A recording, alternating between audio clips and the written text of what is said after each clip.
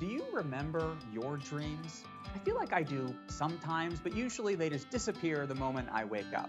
Well, on the night of February 15th, 519, Zechariah had not one, not two, but eight extremely memorable dreams. These are the kind of divine revelatory dreams we read about in Genesis from Joseph and Pharaoh, Nebuchadnezzar in the book of Daniel. Well, there have been many attempts to try to find some kind of pattern explaining the arrangement of these eight dreams. And it is extremely tempting to locate a chiasm here because the first dream and the last dream are obviously paired. We've got four horses and four horses. And then at the center of the chiasm, dreams 4 and 5, they seem to have some relationship as well, one focusing on Joshua and another on Zerubbabel. But then these center dreams are a little bit harder to match. Well, let's just dive right in and take a look at the first and last dream of Zechariah on the night of February 15th, 519. In each of these visions, Zechariah sees four horses, horsemen and chariots, who go out to patrol the earth. And these horses return, and they're riders, and they report that all of the earth is at rest, that they have set the Spirit of God at rest in the north country. And that's really all we get here in chapter 6 as far as these chariots are concerned. But our angelic interpreter is going to chime in and help us understand what's going on here in chapter 1. Let's take a look at how he does that. So here is our first vision. They all open with something like, "In the night I saw this vision. I lifted up my eyes and I saw." Well, here in the first one, we got four horses. A couple of them are red, one's sorrel, one's white. They go out and patrol the earth, and they report and say, "Hey, the earth is at rest." Well, the angel is going to ask Yahweh, "Oh, Lord of hosts, how long will you have no mercy on Jerusalem and the cities of Judah against which you have been angry these 70 years?" And this is kind of strange, right? Because clearly we're talking about the exile. Israel was sentenced to exile for 70 years. We know that that length is prescribed in Jeremiah 25 and 29. But what's strange about this is that the post-exilic remnant have been back from the exile for 20 years. So why is the angel asking this question? Well, we'll have to keep reading. Yahweh is going to offer two responses to this question. How long will you have no mercy on Jerusalem? First response, I am exceedingly angry with the nations that are at ease. Because while I was angry, but a little, against Jerusalem, these nations, they furthered the disaster. Well, clearly, we're talking about judgment on the nations here as one of God's responses to the question, how long will you have no mercy on Jerusalem? And that is also why the land is at rest. Persia has conquered Judah's conqueror. So Babylon took out Judah, and now God has sent Persia against Babylon, and that battle is over. Persia won. The land is at rest in the north country. Babylon is judged. So let's look at response number 2 to the question, how long will you have no mercy on Jerusalem? So response 1, I'm angry with the nations. Response 2, I am exceedingly jealous for Jerusalem and for Zion. Because when they were sent out to Babylon, I had no mercy on Jerusalem. But now I have returned to Jerusalem with mercy. And as a result of my mercy, my newfound mercy on that city, my house will be built in it. I'm going to see to it that the temple is rebuilt, and prosperity will return to the Holy Land. It will overflow with prosperity. So this first dream vision kind of sets up the question for the entire book of Zechariah. And that question is, when will Yahweh have mercy and restore his people, and specifically his city of Jerusalem? And the second temple, which God promises to build there in Jerusalem, it's kind of like a down payment of that future coming mercy on the city. And it's a promise that I will again comfort Zion and I will again choose Jerusalem. However, the question still remains, is that temple, this second temple, is that going to be the center of the Messianic kingdom over all the nations? Well, we'll just have to keep reading. Reading now into Dream Visions 2 and 3, both of which concern external obstacles to that kingdom and to that temple building project. And those external obstacles are the nations that are in opposition to God and to his people. Well, vision number 2 presents those nations as horns. These are the horns which scattered Judah. Well, God says that I'm going to scatter those horns. So he's going to raise up 4 craftsmen. And these 4 craftsmen are going to cast down the 4 horns which cast down Judah. God will avenge his people. It's very similar to the first promise here in vision number 1, God taking vengeance against Babylon.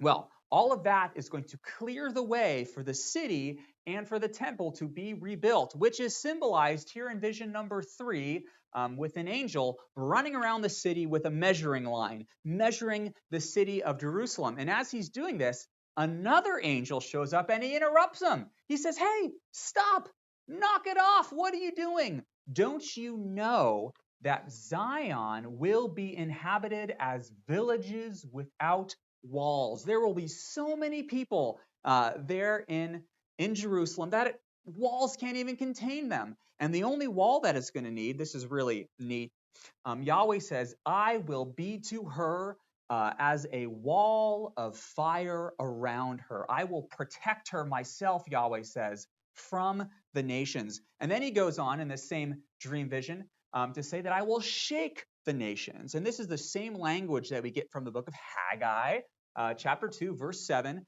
I will shake the nations, and as a result of that shaking, plunder is going to come into the city. Again, very much like Haggai. But look what else will result from Yahweh shaking the nations. This is encouraging. So here we are. This is vision number 3. Where he says, "I will shake my hand over them, the nations. They will become plunder." And these many nations, they will, this is beautiful, join themselves to Yahweh in that day, the day of my shaking. And these nations will become my people when I return to dwell in your midst. Well, we are going to see this conversion of the nations again in the book of Zechariah. So pay attention for that. Well, dreams 1 and 8, 2 and 3, they remove the external obstacles, the hostile nations, and they've paved the way for God to return to his city. But far more difficult to remove are the internal obstacles, and those are addressed in dreams 6 and 7. So in vision number 6, we have a flying scroll. It's this scroll that's massive. It's flying throughout the city, and it is cleansing the sin inside of that city. So the angel says that this scroll is the curse. It is the curse that goes out over the whole land, and it does so in order to clean out the everyone who steals and everyone who swears falsely in my name. And this is just taking 2 kind of examples from the 10 commandments of lawbreakers, and those lawbreakers will be consumed and removed from the city. Well, just like the scroll went out over the city, so also a basket is going to go out from the city. And inside of that basket, here in dream vision number 7, is a woman. And this woman is called wickedness, and she is symbolizing the iniquity and the sin of all of Judah. And this iniquity in the form of a woman in a basket is taken up by 2 kind of angels with wings, and she's flown to the land of Shinar, to Babylon. Now, we're not told when this takes place. Is this like a flashback to Judah's exile to Babylon in 586? Is that what we're seeing? Or is this a flash forward to the day of the Lord? We'll have to keep reading to find out. Well, the center two dream visions, vision 4 and 5, these, man, they pretty much take a chapter right out of the book of Haggai. Now, Haggai, remember, he has 4 little oracles, and they all seem to address the leaders.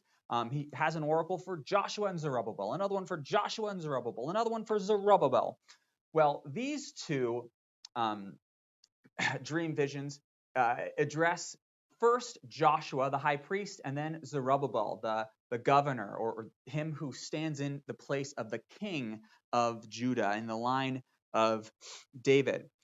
Well, let's take a look at vision number 4 in chapter 3, where the high priest, Joshua, is standing before the angel of the Lord. But guess who else is standing there? Satan. And what's Satan doing? He is accusing Joshua. You are filthy and sinful. You have no right to stand before the Lord to be his priest.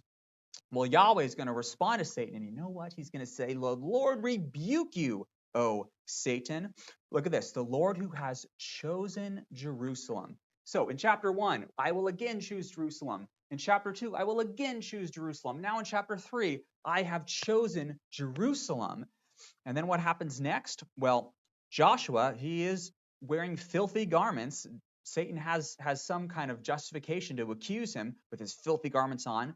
Well, the angel says, take those filthy garments off of him and put on clean vestments, a clean turban on his head. And this action is described, it's defined as having taken your iniquity away from you.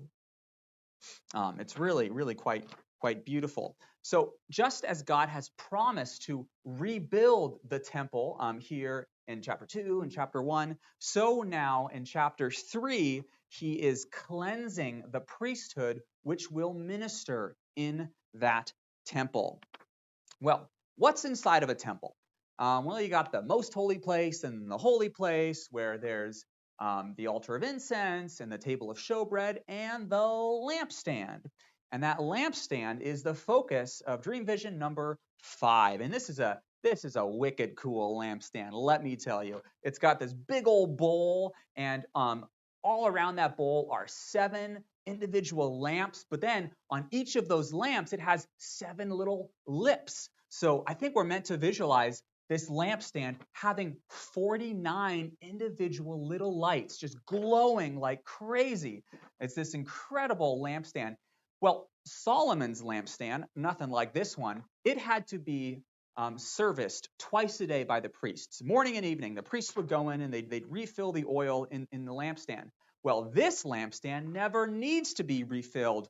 Why? Because it is connected via 2 golden pipes to 2 olive trees. And these olive trees feed olive oil into the lampstand continually so that the lights never go out. And the angel tells us that these 2 olive trees are the 2 anointed ones who stand before the Lord of all the earth. And an anointed one, you remember, is the word Messiah, Mashiach, 2 anointed ones, the high priest, Joshua, and the governor or the king, Zerubbabel, standing before the Lord. That's a really neat image.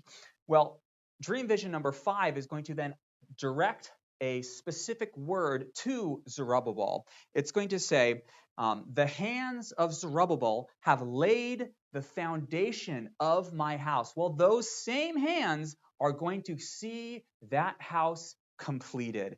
The temple will be built. It's going to be completed in 515. It will be built by Zerubbabel. Well, this is pretty incredible. Are you beginning to kind of see the emphasis of these 8 dream visions? Yahweh will return to and again choose Jerusalem, where the temple will be rebuilt in that city, and it will be built by 2 anointed ones who are then cleansed of their iniquity, just like the city itself is cleansed of its sin, and that city is forever safe from harm because Yahweh himself will be a wall of fire all around her, and its glory in its midst. Pretty neat. Well, when is all this going to happen? How is it going to take place? I guess we'll have to keep reading.